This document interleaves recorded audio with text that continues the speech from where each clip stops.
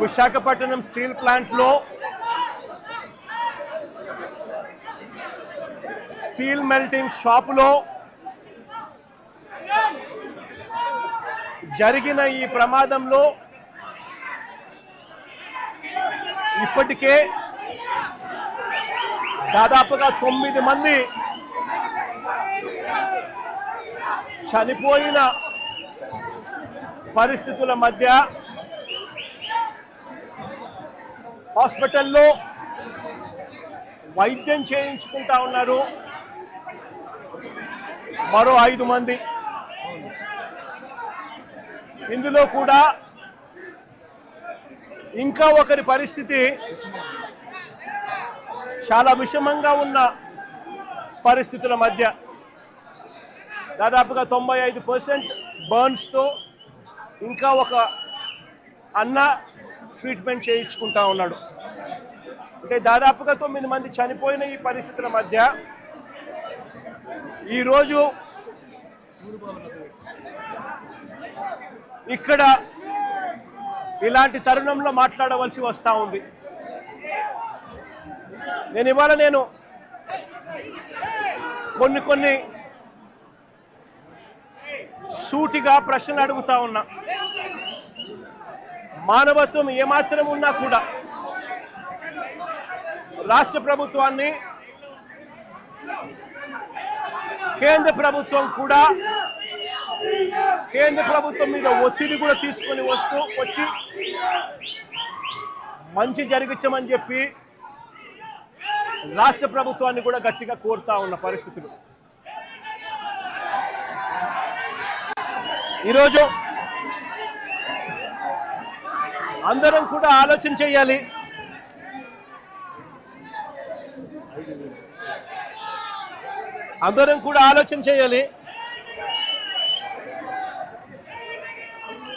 ఈరోజు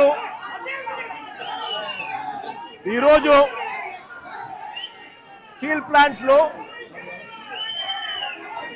కార్మికులు ఎలా బ్రతుకుతా ఉన్నారు, కార్మికులకు మంచి జరుగుతా ఉందా లేదా అన్నది ప్రతి ఒక్కరూ కూడా ఆలోచన చేయాల్సిన అవసరం. 2024 వైఎస్ఆర్సీపీ ప్రభుత్వం ఉన్నంత వరకు కార్మికులు, స్టీల్ ప్లాంట్ ఎంప్లాయీస్ ఎలా బ్రతికే వాళ్ళు, ఇప్పుడు చంద్రబాబు నాయుడు గారి ప్రభుత్వం వచ్చిన తర్వాత వీళ్ళ కూటమి ప్రభుత్వం అధికారంలో ఉన్న నేపథ్యంలో ఎలా బతుకుతా ఉన్నారు కార్మికులు, ఎంప్లాయీస్ అన్నది అందరం కూడా బేరీజు వేయాల్సిన అవసరం ఉన్న పరిస్థితి. ఒకసారి గమనించినట్లయితే ఇదే స్టీల్ ప్లాంటు ప్రైవేటీకరణ అప్పట్లో ప్రస్తావన వచ్చినప్పుడు వైఎస్ఆర్సీపీ ప్రభుత్వం గట్టిగా దీన్ని ఆపింది. ఇందులో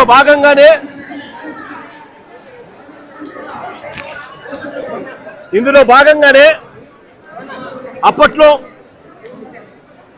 2021 మార్చి 9వ తారీఖున ప్రధానమంత్రి గారికి లేఖలు కూడా రాశాం. ఎట్టి పరిస్థితిలోనూ స్టీల్ ప్లాంట్ ప్రైవేటైజేషన్ జరగకూడదు, ఈ ప్లాంట్ను నిలబెట్టగలిగే పరిస్థితికి వివరిస్తూ ఏ రకంగా చేస్తే ఈ ప్లాంటు నిలబడగలుగుతుంది అని చెప్పి సలహాలు ఇస్తూ ప్రధానమంత్రి గారికి లేఖ కూడా రాశాం. 9వ తారీఖున లేఖ రాశాం. అదే మాదిరిగా ఫిబ్రవరి 6 కూడా రెండో లేఖ కూడా రాశాం. ఫిబ్రవరి 6 కూడా రెండో లేఖ కూడా రాశాం. ఫిబ్రవరి 6 మార్చి 9 అది చూపించు. 2 లేఖలు ప్రధానమంత్రి గారికి రాశాం. ఫిబ్రవరి 6 మార్చి 9. దీని తర్వాత మేలో 2021 మేలో ఏకంగా అసెంబ్లీలో తీర్మానం చేశాం. ఇది అసెంబ్లీలో తీర్మానం చేసిన మినిట్స్. ఎట్టి పరిస్థితుల్లోనూ స్టీల్ ప్లాంట్ను ప్రైవేటైజ్ చేయడం అన్నది అన్యాయము చేయొద్దండి అని చెబుతూ ఏ రకంగా ఈ ప్లాంట్ను గొప్పగా నిలబెట్టగలుగుతాము, ఏ రకమైన మార్పులు చేర్పులు చేయగలిగితే ఈ ప్లాంటు బ్రహ్మాండంగా నడిచే పరిస్థితి ఉంటుంది అని చెప్పి కూడా వివరిస్తూ సలహాలు కూడా ఇచ్చాం. ఈ సలహాలన్నీ కూడా ఇస్తూ అసెంబ్లీలో తీర్మానం చేసి therefore the house unanimously resolves to oppose the decision of the government of India on strategic disinvestment of government of India's shareholding in RINL Visakhapatnam along with the management control by way of privatization. Also resolve to request the government of India to consider the measures suggested by the Honorable Chief Minister of Andhra Pradesh in his letter dated 6th February 2021 and 9th March 2021 to make RINL profitable and remain the pride of Telugu people and the state of Andhra Pradesh. ఈ మాదిరిగా అసెంబ్లీలో తీర్మానాలు సైతం చేసి ప్రైవేటైజేషన్ను అడ్డుకోగలిగాం, ఆపగలిగాం, ఎంప్లాయీస్కు తోడుగా నిలబడగలిగాం. అంతేకాదు ప్రధానమంత్రి గారు విశాఖపట్నం వచ్చినప్పుడు నవంబర్ 12, 2022 సాక్షాత్తు ప్రధానమంత్రి గారి సమక్షంలోనే ప్రైవేటైజేషన్కు ఆపండి అని చెప్పి కూడా ప్రధానమంత్రి గారిని కోరడం కూడా జరిగింది. పబ్లిక్ మీటింగ్లో ప్రధానమంత్రి గారి సమక్షంలోనే. నేను చెప్తా ఉన్నా, ఆ వాలెట్కి వైఎస్ఆర్ కాంగ్రెస్ పార్టీ అంత గట్టిగా ఎంప్లాయీస్కు తోడుగా ఉన్నది కాబట్టి, అంత గట్టిగా నిలబడింది కాబట్టి ఆ రోజు 28,000 మంది ఉద్యోగస్తులు పనిచేస్తూ ఉన్నారు వైఎస్ఆర్ కాంగ్రెస్ పార్టీ ప్రభుత్వం దిగిపోయే నాటికి. నేను అడుగుతా ఉన్నా, ఈరోజు పరిస్థితి ఏమిటి అనంటే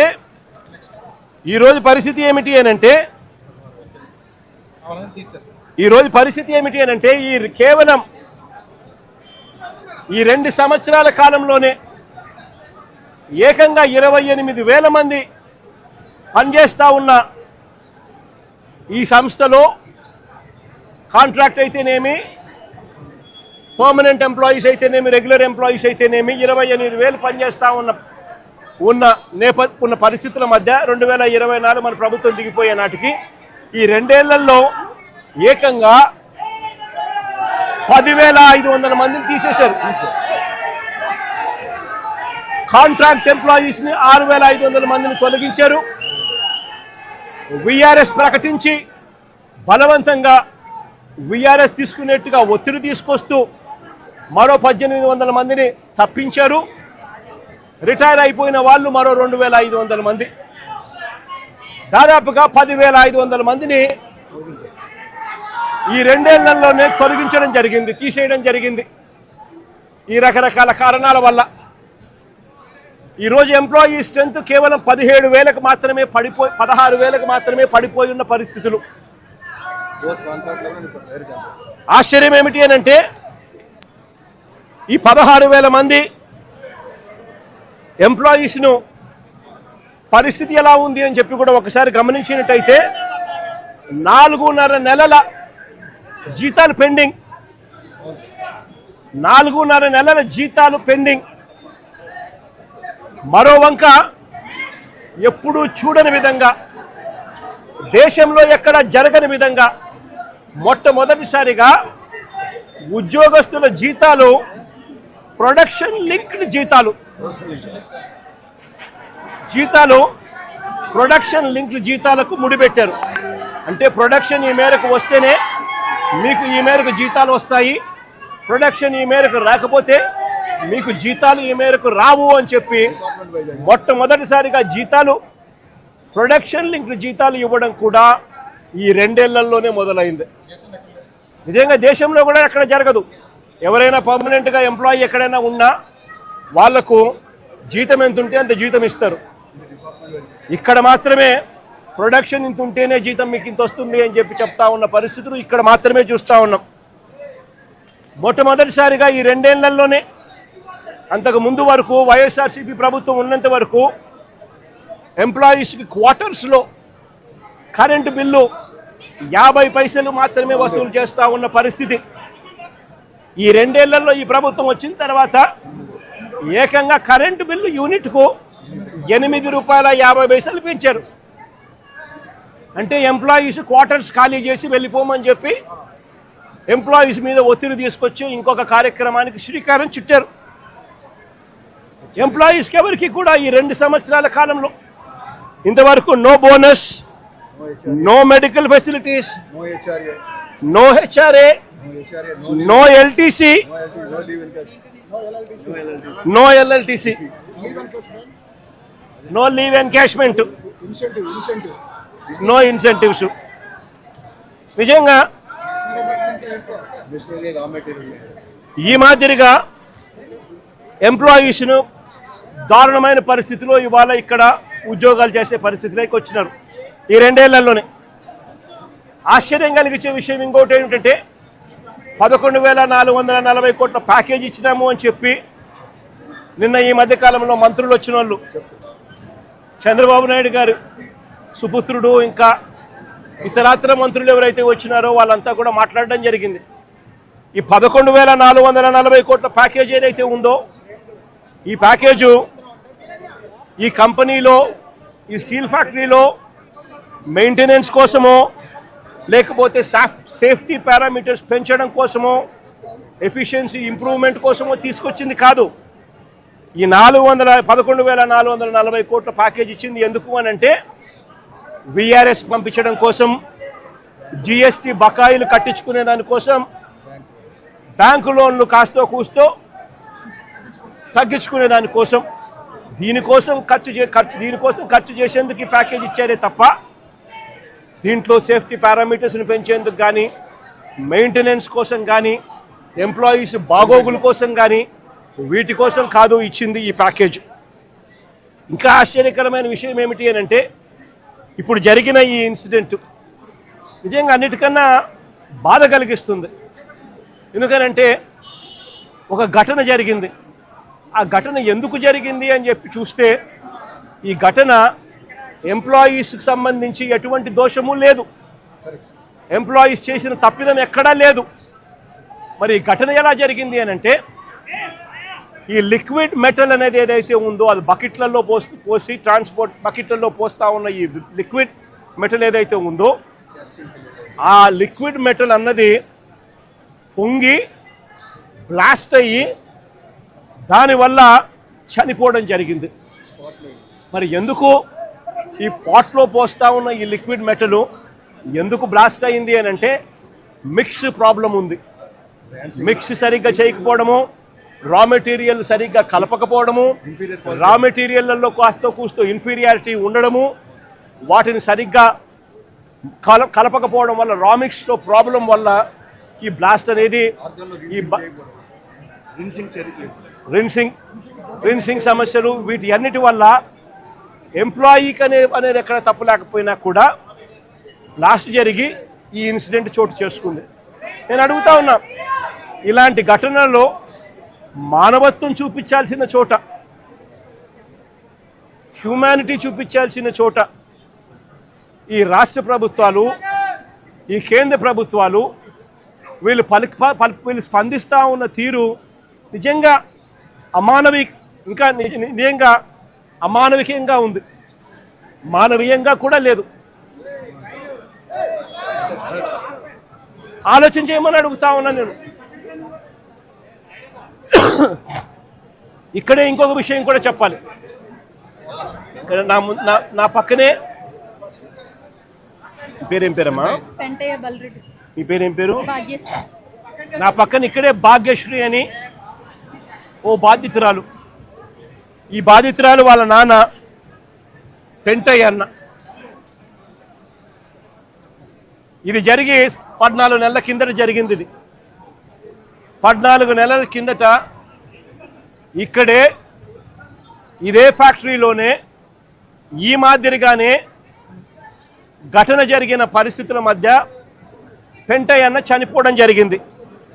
పెంటయ్యన్న employee number photo photo photo photo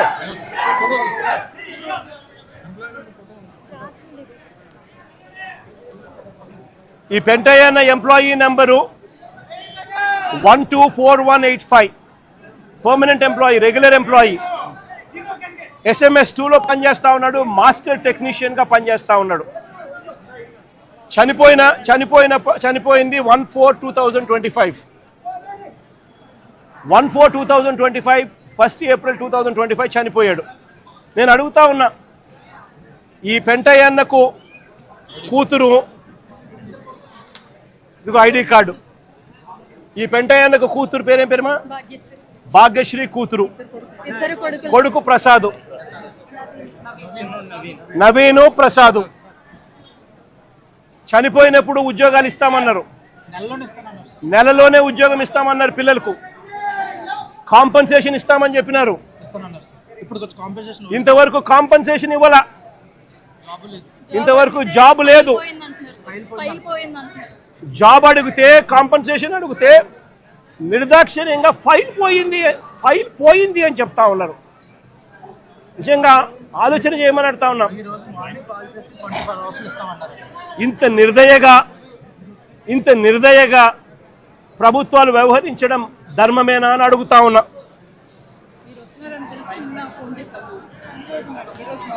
సిమిలర్గా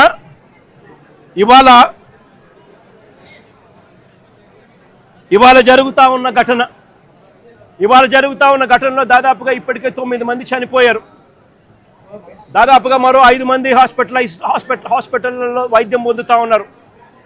ఈ 5 మందిలో కూడా ఒకరి పరిస్థితి విషమంగా ఉంది. వీళ్లకు కాంపన్సేషన్ విషయంలో నిన్న చంద్రబాబు నాయుడు గారి సుపుత్రుడు ఆయన మాట్లాడిన మాటలు చూస్తే నిజంగా నాకు ఆశ్చర్యం కలిగిస్తుంది. మానవత్వం అన్నది ఎవరికైనా ఎక్కడైనా కానీ కొద్దో గొప్ప ఉండాలి కదా, ఇలాంటి మనుషులు కూడా ఉంటారా అనిపించింది. నిజంగా ఆయన అంటాడు 1,72,00,000 ఇస్తా ఉన్నాము అని చెప్పి. నాకు ఆశ్చర్యంగా నేను అడుగుతా ఉన్నా, అయ్యా లోకేష్ గారు, ఈ 1,72,00,000లో మీరు ఏదైతే మాట్లాడుతూ ఉన్నారో ఆ ఎంప్లాయీస్కు రైట్ఫుల్గా వాళ్ళకి రావాల్సిందే కదయ్యా నువ్వు ఇస్తా ఉన్నావు, ఎక్స్ట్రా నువ్వేమిస్తా ఉన్నావు అని చెప్పి నేను అడుగుతా ఉన్నా. ఈ ఎంప్లాయీస్కి రావాల్సిన గ్రూప్ ఇన్సూరెన్స్ అయితేనేమి, ప్రావిడెంట్ ఫండ్ అయితేనేమి, గ్రాట్యుటీ అయితేనేమి, రిస్క్ ఇన్సూరెన్స్ అయితేనేమి, వీటి నేపథ్యంలో 1.45 crores వాళ్ళకే రావాల. ఆ తర్వాత కంపెనీనే మరో 25 లక్షలు ఇస్తూ ఉంది. అది కూడా విశాఖపట్నం స్టీల్ ప్లాంట్ కంపెనీయే ఇస్తూ ఉంది. కేవలం ప్రైమ్ మినిస్టర్ రిలీఫ్ ఫండ్ కింద కేవలం 2 లక్షల రూపాయలు అదనంగా ఎక్స్గ్రేషియా కింద వస్తూ ఉంది. రాష్ట్ర ప్రభుత్వం నుంచి 0 రూపాయి అంటే రూపాయి కూడా ఇవ్వడంలే. మరి నేను అడుగుతా ఉన్నా, ఇక 1.72 crores ఇంకొకటి నువ్వు ఇచ్చేదేందయ్యా బోడీ అని అడుగుతా ఉన్నా. వాళ్ళకి రావాల్సిందే, వాళ్ళ హక్కుగా వాళ్ళకి రావాల్సిందే వాళ్ళకు వస్తూ ఉంది. వాళ్ళకి అది ఇస్తూ ఉన్నారు, అది వాళ్ళకి ఇస్తా ఉన్నారని మీరు చెప్తా ఉన్నారు. ఇది నిజంగా ధర్మమేనా, న్యాయమేనా అడుగుతా ఉన్నా. ఇదే విశాఖపట్నంలో ఇంతకుముందు మా హయాంలో ఇలాంటి ఒక దుర్ఘటన జరిగితే అక్కడ కూడా మనుషులు చనిపోతే ఎంతమంది చనిపోయినారు? ఎల్జీ పాలిమర్స్లో అప్పట్లో కూడా ఒక దుర్ఘటన జరిగి 14 మంది అప్పట్లో చనిపోయిన ఘటన జరిగితే రాష్ట్ర ప్రభుత్వం ఎలా స్పందించింది? వెంటనే ముఖ్యమంత్రి ఇక్కడికి వచ్చి, అంటే జగన్ ఇక్కడికి వచ్చి ఏకంగా ₹1 కోటి చనిపోయిన కుటుంబాలకు ఇచ్చి ఆదుకున్న పరిస్థితులు బహుశా దేశ చరిత్రలో ఎక్కడా కూడా జరగలేదేమో. ఒక్క ఆంధ్ర రాష్ట్రంలో జగన్ ముఖ్యమంత్రిగా ఉన్నప్పుడు చోటు చేసుకున్న ఘటన. ఏకంగా ₹1 కోటి వాళ్ళకి ఇచ్చి ఆ కుటుంబాలకు తోడుగా ఉండి ఆ వాళ్ళ సభ్యులు చనిపోయిన వాళ్లకు ఉద్యోగాలు కూడా మళ్ళీ ఆ కంపెనీలో ఇచ్చేట్టుగా వైఎస్ఆర్సీపీ ప్రభుత్వం అప్పట్లో అడుగులు ముందుకు వేసి చేయించింది. నేను అడుగుతా ఉన్నా, ఈరోజు ఈ ప్రభుత్వం చంద్రబాబు నాయుడు గారి ప్రభుత్వం స్పందిస్తూ ఉన్న తీరు నిజంగా ఎంత అన్యాయంగా ఉంది అని ఒక్కసారి మనస్సాక్షిని అడుక్కోండి మీరు అని చెప్పి నేను కోరుతా ఉన్నా. ఈ ప్రభుత్వాన్ని గట్టిగా డిమాండ్ చేస్తూ ఉన్నాం. వాళ్ళకి రావాల్సింది వాళ్ళకి ఇప్పించడంలో నీ గొప్పతనం ఏమీ లేదయ్యా. వాళ్ళకి రావాల్సిన కోటి 72 లక్షలు కోటి 72 లక్షలు ఏదైతే ఇస్తా ఉన్నారో, 1,45 లక్షలు వాళ్ళకి రావాల్సింది ఏదైతే ఇస్తా ఉన్నారో అది గొప్పతనం. నీ గొప్పతనం ఏమీ కాదు. కంపెనీ నుంచి కేవలం 25 లక్షల రూపాయలు మాత్రమే ఆ ఎంప్లాయీస్కు వస్తూ ఉంది. ఈ నేపథ్యంలో నేను చెప్తా ఉన్నాను, అయ్యా అప్పట్లో వైసీపీ ప్రభుత్వంలో ఉన్నప్పుడు ఏ రకంగా అయితే ₹1 ప్రతి కార్మికుడికి ఇచ్చి తోడుగా ఉన్న నేపథ్యం పరిస్థితులు ఏ రకంగా జరిగాయో అదే మాదిరిగా ప్రతి ఎంప్లాయీకి మేము ఇంతకుముందు చేసి చూపించినాం. మేమేదైతే చేసి చూపించినామో అదే మిమ్మల్ని కూడా చేయమని అడుగుతా ఉన్నాం. మేమేమి ఎక్కడా కూడా అన్యాయంగానో లేకపోతే మేము చెయ్యనిది మిమ్మల్ని చేయమని చెప్పి అడగడమో చెడగడంలా మేమేదైతే చేశామో అదే చేయమని అడుగుతా ఉన్నాం. వెంటనే వాళ్లకు ఈ 1,45 లక్షలకు అదనంగా వాళ్ళకి ఏదైతే వస్తూ ఉన్నదో దాంట్లో నీ ప్రమేయం ఏదైతే లేదో వాళ్ళకు సంబంధించిన group insurance, provident fund, gratuity, risk insurance ఈ రూపేణ వాళ్ళకు వస్తూ ఉన్న 1,45 లక్షలు ఏదైతే వస్తూ ఉందో దానికి అదనంగా మరో ₹1 ఖచ్చితంగా వాళ్ళకి ఇవ్వాలి. వాళ్ళ కుటుంబ సభ్యులకు కూడా అదే మాదిరిగా ఉద్యోగాలు కూడా వెంటనే ఇవ్వాలని కూడా కోరుతా ఉన్నాం. అదే మాదిరిగా నా పక్కన చెల్లి భాగ్యం ఇక్కడే ఉంది. వాళ్ళ కుటుంబం కూడా ఇదే మాదిరిగానే సంవత్సరం 14 నెలల కిందట 14 వాళ్ళ భార్య ఇక్కడే ఉంది.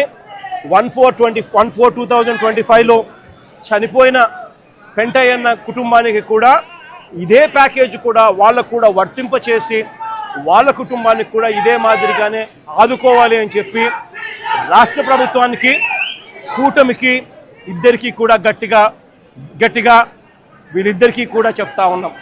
మరీ ముఖ్యంగా చంద్రబాబు నాయుడు గారికి, మరీ ముఖ్యంగా రాష్ట్ర ప్రభుత్వానికి, ఎందుకంటే బాధ్యత రాష్ట్ర ప్రభుత్వం కాబట్టి వెంటనే చిత్తశుద్ధి చూపండి, ఎంప్లాయీస్కి తోడుగా ఉండండి.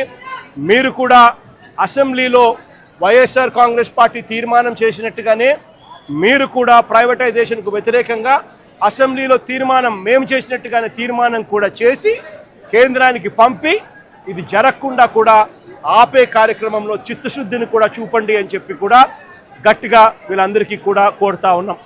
ఇదొకటే కాదు,